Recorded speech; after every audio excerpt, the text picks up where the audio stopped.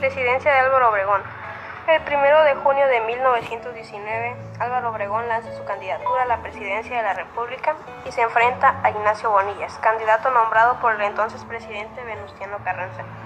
Obregón comienza su campaña electoral sin tener un partido político que lo apoyara, pero Luis Morones, quien era presidente del Partido Laborista Mexicano, le ofreció el apoyo de esa tolda política.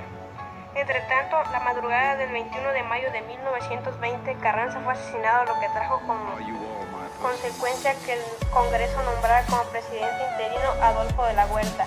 Huerta asume el cargo el 1 de julio de 1920, pero el 1 de septiembre se realizan las elecciones en las que resultó ganador Álvaro Obregón.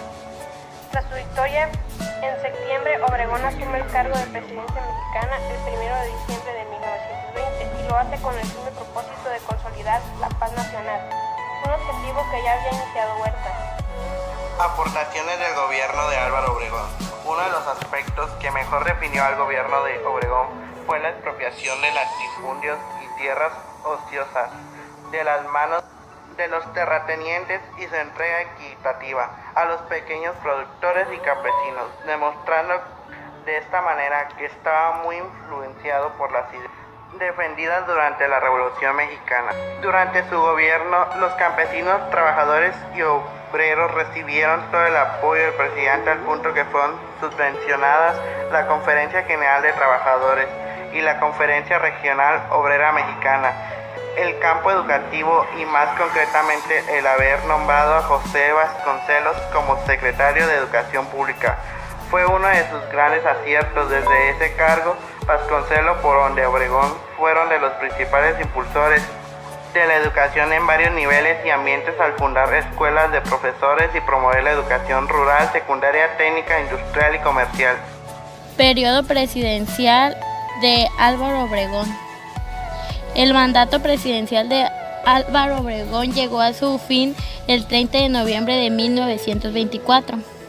Inició su presidencia en 1920, día en el que asume el cargo el presidente electo Plutarco Elías Calles. En 1927 y tras la Guerra Cristera, en México se dieron las condiciones para Álvaro Obregón fuese nuevamente candidato a la presidencia, resultando electo para el periodo 1928-1934.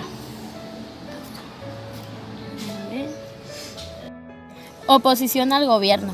Desde el momento en que Obregón asume la presidencia de México, se desarrolla la oposición de manera que se comenzaron a producir levantamientos militares y asesinatos de líderes militares, políticos y sociales del país, lo que generó un clima de inestabilidad y terror en todo el territorio.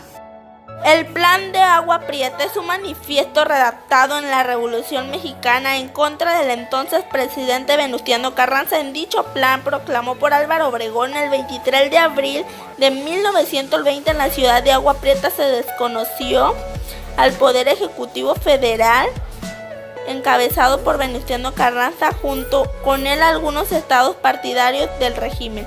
Fue secundado por otros gobernadores y generales de la antigua dimensión del noroeste para dar cimiento a un nuevo movimiento conocido como el Rebelio de Agua Prieta, que se expandiría exitosamente en este culminó con la realización de las elecciones y la instauración de un nuevo gobierno constitucional.